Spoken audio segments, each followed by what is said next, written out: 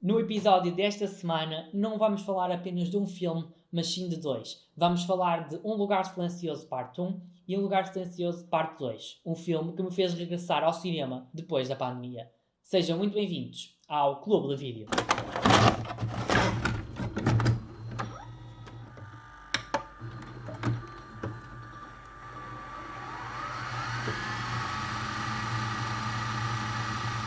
Olá, espero que tenham tido uma ótima semana. É verdade, estou aqui para mais um episódio do Clube de Vídeo e desta vez para falar não de um, mas de dois filmes, como vocês já sabem, O Lugar Silencioso Parte 1 e O Lugar Silencioso Parte 2. Mas bem, porque é que eu decidi juntar num só episódio dois filmes? Em primeiro lugar, não é porque são dois que eu gostei, um mais que outro, mas na generalidade gostei e acho que têm algum interesse para serem falados. E também porque a história assim o exige, não é? O primeiro filme termina com um final aberto. Termina com a possibilidade de existir uma sequela, que existiu 3 anos depois do lançamento do filme, digamos, original, do primeiro capítulo. Ele estreou em 2018 e em 2021, depois de sucessivos atrasos graças à pandemia, saiu então a parte 2, que começa precisamente no momento em que termina a primeira, com eles então a saírem da velha casa e procurarem um novo local para se abrigarem do, digamos, destas criaturas que invadiram o planeta. Mas já lá vamos à história. Vamos primeiro aos pormenores técnicos. Então, este filme e ambas as partes foram realizadas por John, e agora eu vou ter muito cuidado em dizer o nome deste realizador, porque eu até fui ao Google, até fui ao YouTube ver como é que se dizia, eu disse ver, eu estou mesmo assim com um sotaque, mesmo à Braga, não é? Mas pronto. Ai, eu estou com muita tanta piada hoje. Este episódio hoje está assim muito inspirado. Mas enfim, não é? Já chega de ser cringe, não é? Vamos avançar. Então, este filme foi realizado, e agora vamos então ter cuidado, por John Kronsky. Eu acho que é assim que se diz. É um bocadinho difícil dizer o nome. Pensava que se dizia de outra maneira, mas afinal acho que é uma coisa assim parecida. Mas pronto, se vocês não entenderam, acho que, ou melhor, se querem saber como é que se escreve, vão à Wikipédia e procurem, porque, enfim, eu acho que não disse isto da maneira mais correta, mas foi aquilo que eu consegui dizer. Pronto, ele então, este John Kronsky foi o realizador, produtor, guionista e ainda fez parte do elenco. Ele foi o protagonista da primeira parte. Ele interpretou o Lee, que é então o chefe de família, o pai, casado com Eveline, personagem da Emily Blunt, que é também sua mulher na vida real. Ele é, digamos, o herói do primeiro filme e é o protagonista de uma das cenas mais fortes deste filme, que daqui a um bocadinho já vou falar. E é um ator que depois ainda também faz uma participação no segundo filme, mas é mais curta, é só nos primeiros minutos, porque ele então acabou por só se dedicar à realização.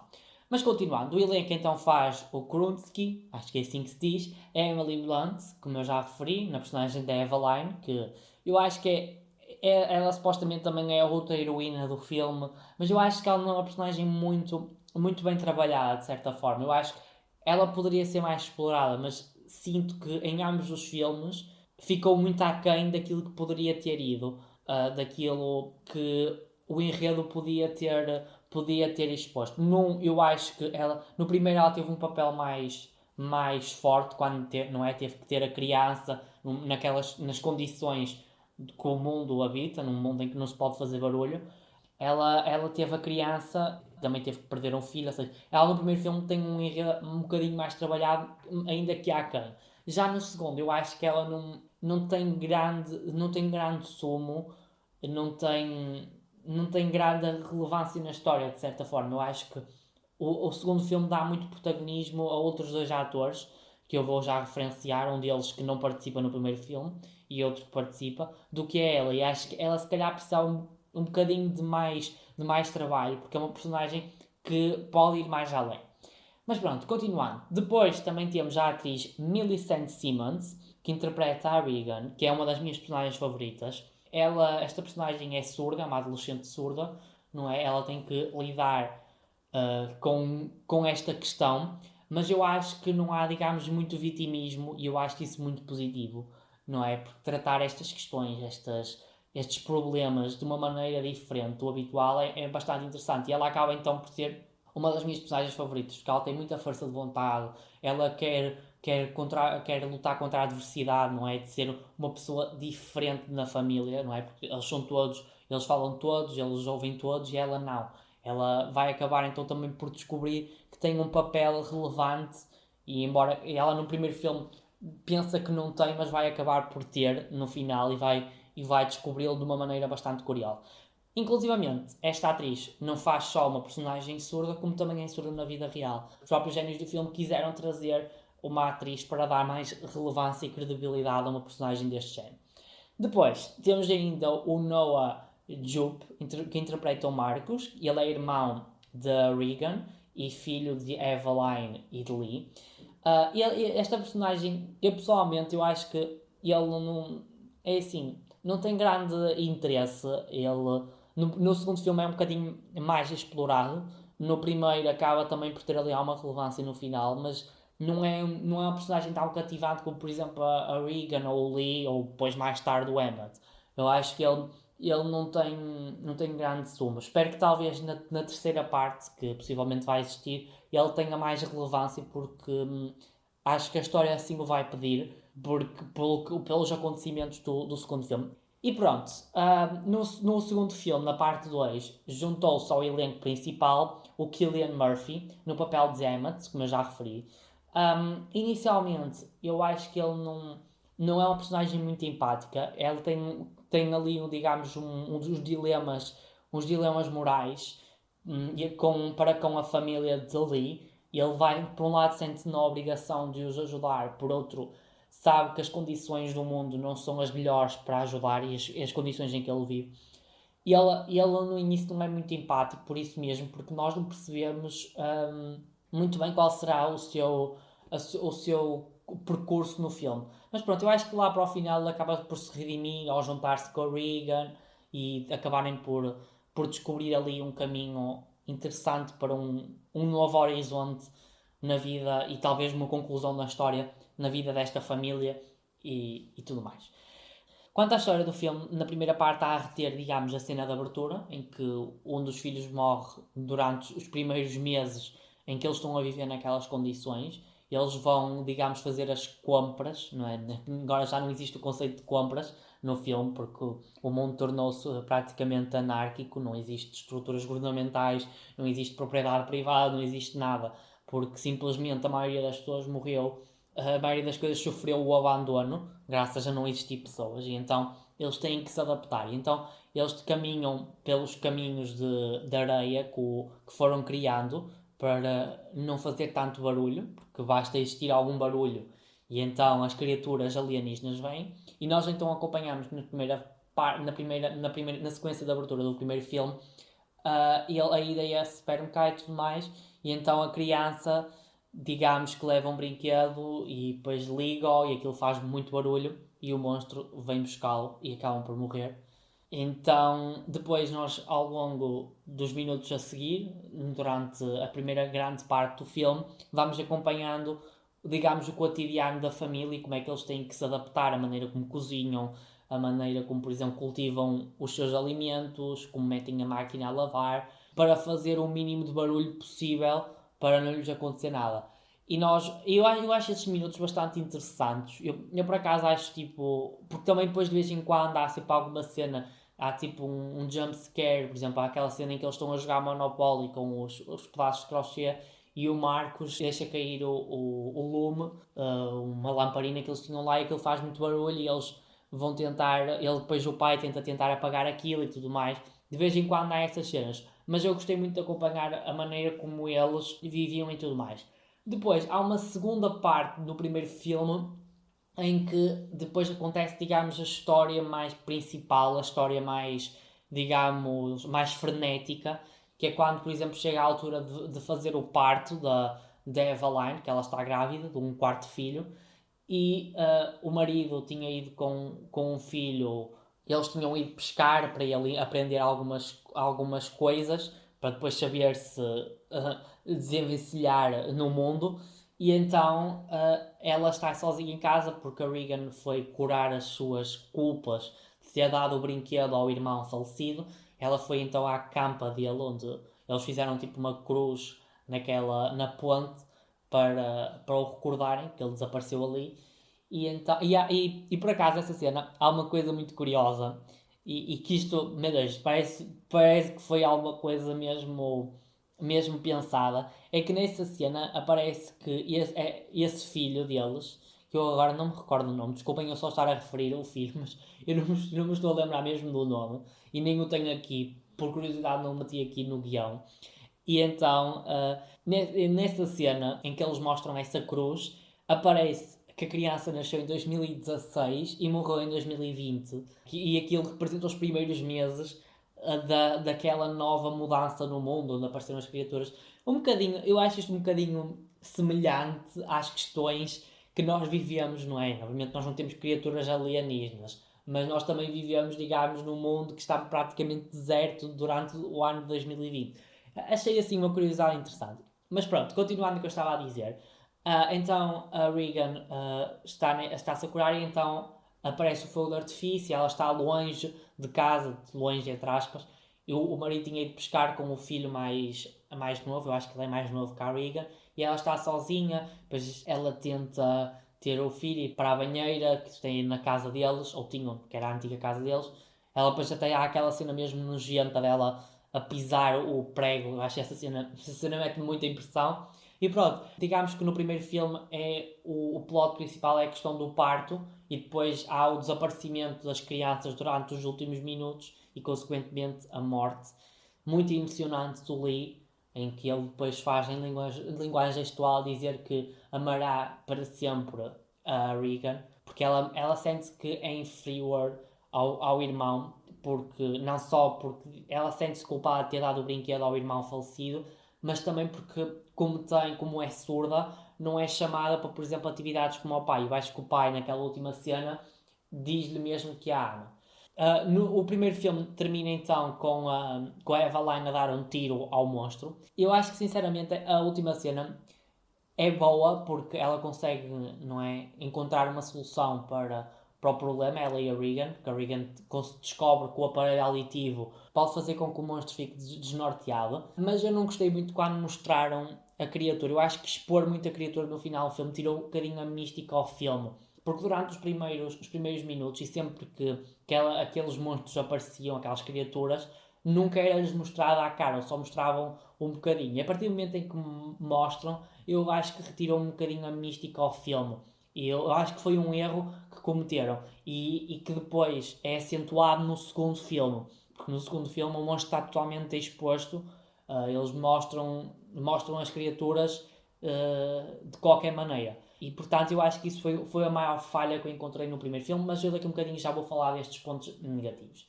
Portanto, o segundo filme então inicia-se, ou melhor, a história principal do filme inicia-se precisamente com a sequência do primeiro, não é? Já vemos então a Eveline, o Marcos e a Regan a procurarem uma nova casa, porque aquilo, depois dos acontecimentos que ocorreram nessa noite, com a morte do Lee, o parto, destruiu praticamente a casa toda, então eles vão ter que encontrar um novo lar. Mas o filme tem como sequência de abertura o dia 0 ou o dia 1, que eles mostram como é que foi o primeiro dia com aquelas criaturas e como é que a família se salvou e tudo mais. Eu achei interessante e relevante para dar contexto e para percebermos um bocadinho a história e deu uma oportunidade para revermos o Lee. Mas pronto, a história, como eu estava a dizer, a história, o enredo principal começa precisamente no momento em que eles vão procurar um novo lar e então eles vão caminhando até chegarem ao ponto em que não existe mais areia e depois há aquela cena outra vez nojenta do Marcos a ficar preso numa armadilha e a ficar com o pé todo estragado e tudo mais. E depois aparece então o Emmett que os leva para o seu bunker, mas que depois há ali os dilemas morais dele e tudo mais. Mas eu acho que o segundo filme, durante muito tempo, não tem grande interesse, só começa a ter interesse. Há uma cena que é a cena em que a Regan e o Emmett estão no cais e aparece, digamos, aqueles humanos que já não estão muito mentalmente bem e eles tentam lutar contra eles e tudo mais. E essa cena é misturada com a cena em que o Marcos descobre o corpo da mulher do Emmett em cima, no segundo andar da fábrica onde eles estão. E essas cenas são mesmo de cortar à faca. Eu acho que o melhor mesmo do segundo filme, eu daqui a um bocadinho vou falar mais disso nos pontos positivos, é mesmo as partes de suspense e tudo mais. Porque deu um dinamismo à história. Eu estava no cinema, estava na cadeira de cinema, eu estava mesmo quase sem ar para descobrir, para saber o que é que eles iam descobrir e tudo mais.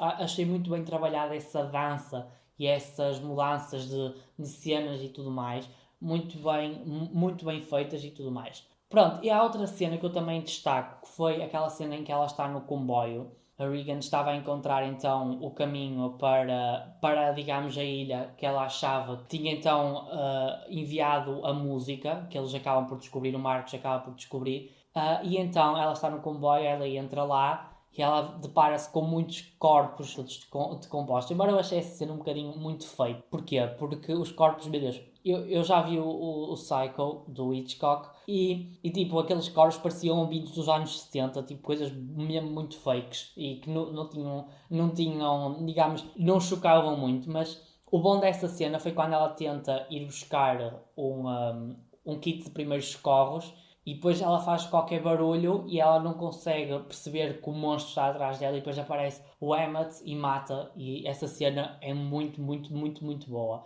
Eu gostei muito. E há uma cena em que aparece um corvo e que assusta também. Eu acho que o suspense e o jumpscare estiveram muito melhor trabalhados neste segundo filme do que no primeiro. E eu gostei mais disso. Mas eu acho que a nível de história o segundo é muito inferior, até porque não tem muito som a segunda história, porque eles depois chegam à ilha, depois terminam de uma maneira super abrupta e eu senti que faltou ali alguma coisa relevante e parece que só foi um filme de passagem para um terceiro, porque claramente o final, depois de eles descobrirem a ilha e depois acontecer os problemas do monstro ter vindo no barco, sinto que houve ali duas personagens, neste caso a Evalane e o Marcos, ficaram completamente de parte e que só ficaram de parte mesmo para haver um terceiro filme. Eles podiam ter desenvolvido um bocadinho mais e não havia necessidade de estarem só a fazer as coisas para mais um filme, ser um filme só de passagem.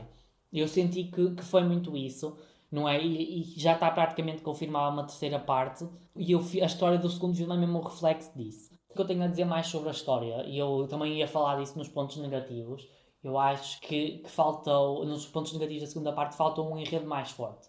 Mas pronto, é precisamente agora aos pontos positivos e aos pontos negativos que vamos. Eu vou começar então pelos pontos positivos da primeira parte. Eu acho um dos pontos positivos da primeira parte, como eu já referi, é o enredo mais familiar, quando nós tentamos entender os hábitos deles, a maneira de viver deles, como é que eles cozinham, como é que eles lavam a roupa. Eu gostei disso. São cenas que me envolveram, apesar de não serem, não é nada de especial, foram interessantes. Gosto muito do ambiente sonoro utilizado. Por exemplo, temos quando há o enfoque na Regan, nós vemos, digamos, como é que ela não ouve nada, nós ouvimos então o seu bater do coração e tudo mais. Depois há aqueles sons do caminhar, pisar o pé na areia, muito bons. Eu achei isso bastante interessante. É um filme muito sensitivo e é por isso que vale a pena ir vê-lo ao cinema. Eu lembro que foi isso que eu gostei muito. E no segundo filme isso acaba por se perder um bocado, essa envolvência sonora, esse ambiente mais sensitivo. Penso que acabou por se perder e isso acabou por prejudicar muito a obra da segunda parte. Pronto, também gostei muito do recurso à linguagem gestual, é uma coisa diferente do habitual, é uma coisa interessante. Eu desde pequeno gostaria de aprender a linguagem gestual, tenho pena que nunca a tenha aprendido, talvez um dia. E eu achei isso muito interessante e um ponto diferenciador a filmes do género. Por fim, nos pontos positivos da primeira parte, incluí que teve os momentos emocionais mais impactantes, a morte do filho e a morte do Lee, e a história acaba por ser mais carismática que a segunda, por vários motivos. Eu achei muito mais interessante o primeiro filme do que o segundo, não é? Eu se tivesse que classificar de 0 a 10, eu daria, por exemplo, um 8,5 à primeira parte e daria um 7 ou um 6,5 à segunda, porque é claramente inferior. Pronto, quanto aos pontos negativos da primeira parte, eu destaco então, como eu já tinha dito, o facto de terem mostrado as criaturas alienígenas por completo, a cara delas, a parte do ouvido. É assim, por um lado perdeu-se, digamos, a mística do filme, porque eu acho que quando nós não conhecemos, quando nós não vemos as coisas, dá para imaginar, dá para nós termos mais amplitude, dá para nós criarmos mais cenários na nossa cabeça. E ao facto de mostrarem, eu acho que fiquei muito desiludido, porque não tinha medo daquilo, não é? Aquilo não é propriamente uma criatura que me dá nojo, não sinto medo. Eu até acho que elas, tipo, não, é que nem há, tipo, nada assim de especial que faça com que nós tenhamos medo. Eu acho que não foi muito vantajoso terem mostrado as criaturas. E isso é talvez um grande ponto negativo que eu digo da primeira parte. E já digo isto desde que vi o filme pela primeira vez. E na segunda parte eles vão reforçar mais isso, como eu já tinha dito. Sinto que não foi muito vantajoso, como eu já tinha dito. Pronto, agora vamos aos pontos positivos da segunda parte. Pronto, a segunda parte tem uma cena de abertura muito interessante e explicativa sobre como tudo começou. Eu já tinha destacado isso. Eu acho isto muito, muito bom para dar contexto à história e acho muito positivo. E também deu para rever a personagem do Lee. Também destacar os jump scares e os momentos de suspense ótimos de cortar à faca. Foi mesmo muito bom. Como eu já disse, eu estava mesmo quase sem ar na cadeira do cinema, naquelas cenas dele ver do Marcos ver o corpo, daquela cena do cais, da Regan estar presa, do Emmett estar preso. Foi uma coisa mesmo muito, muito bem feita e que eu destaco completamente. Os momentos de tensão, de suspense, melhoraram muito em relação ao primeiro filme, mas a história ficou pior. E eu acho que houve ali um contraste entre os dois, principalmente nisso. E pronto, agora vamos aos momentos negativos. Digamos que os momentos negativos está na questão de se perder a envolvência sonora do filme. Eu acho que agora há muita questão. Porque enquanto no primeiro filme não se fala muito e temos uma questão mais sensitiva de nós ouvirmos e termos uma percepção visual das coisas, por exemplo, deles falarem em gestos, de ouvirmos o som dos passos. Eu acho que no segundo filme já há muito som, já há muitas questões diferentes e que acabam por prejudicar, digamos, o interesse no filme. Eu sinto que não me concentrei tanto no segundo filme como me concentrei no primeiro. O primeiro deixa-nos mesmo agarrados, deixa-nos mesmo dentro da história. E este segundo já é uma coisa mais banal, de certa forma. Depois, destaco também o excesso de exposição das criaturas. As criaturas alienígenas no segundo filme aparecem por tudo e por nada. Qualquer coisinha já apareciam, enquanto no primeiro nós tínhamos, não é? Elas apareciam de vez em quando, nós não sabíamos como é que elas eram feitas, só víamos partes do seu corpo. No segundo elas já aparecem, nós já conhecemos a cara e nós acabamos por já não ter impacto nenhum. E por fim, destaco também a questão de ser só um filme de transição. Sinto que não teve tanto conteúdo. É um filme que só serve para a existência de um futuro terceiro e que eu acho que isso não acabou por prejudicar muito a história, como eu já disse. A história não acaba por não ter grande interesse grande parte do tempo. E eu sinto que só foi mesmo feito para ter mais uma sequela. E que eu espero que a terceira parte seja ou a penúltima ou a última mesmo, porque eu acho que já não vale a pena estar a prolongar mais. Eu sou muito contra prolongar sucessos, até mais não. Por exemplo, Stranger Things é uma coisa, por exemplo, eu espero bem que a quarta temporada seja a última. E eu neste aqui espero que o terceiro seja a última. Porquê? Porque as coisas são boas, sim. Nós gostamos, A Quiet Place, O Lugar Silencioso é um bom filme, são dois bons filmes, apesar do segundo ser inferior. Sim, a história é interessante, e nós ficamos a vibrar pelas personagens. Mas não vale a pena estarem a criar filmes infinitos só para encher a história. Tipo, a Velocidade Furiosa. Eu não sou fã da história, mas é assim. Eu não teria paciência para ver tipo 9 ou 10 filmes. Não, eu espero. É assim. Quando as coisas começam a ser muito prolongadas, eu deixo. E é assim, se o A Quiet Place tiver, por exemplo, um quinto filme, eu certamente já não o vou assistir no cinema. Estamos mesmo a chegar ao final de mais um episódio do Clube de Vídeo. Espero que tenham gostado. Espero que tenham chegado aqui à fase final do episódio e não tenham se cansado.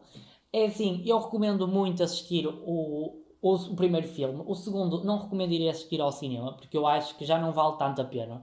Eu sinceramente recomendava que vocês esperassem que ele saia nas plataformas. Inclusivamente ele já está em algumas plataformas, digamos, ilegais, não é? Pronto, mas eu acho que não vale muito a pena ir ao cinema, mas podem ir ao cinema para ajudar, digamos, um setor que neste momento está a atravessar momentos difíceis, mas sinceramente, se formos pelo conteúdo do filme, não vale tanto a pena ir ver ao cinema como, por exemplo, valia o primeiro.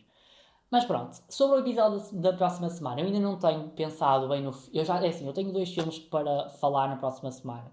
Um deles é português, que vai estrear no cinema esta semana, o Bem Bom. E eu, se conseguir vê-lo já esta semana, não é?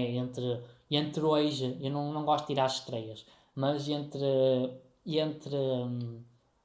hoje, sexta-feira e até segunda, eu provavelmente será o episódio da próxima semana.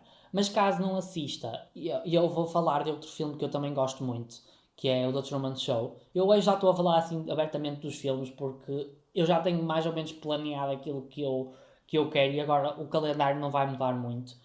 E então é um destes filmes. Se não vir o Bem Bom esta semana, será o The Truman Show e para a semana, na semana seguinte, o Bem Bom, se não, será o contrário.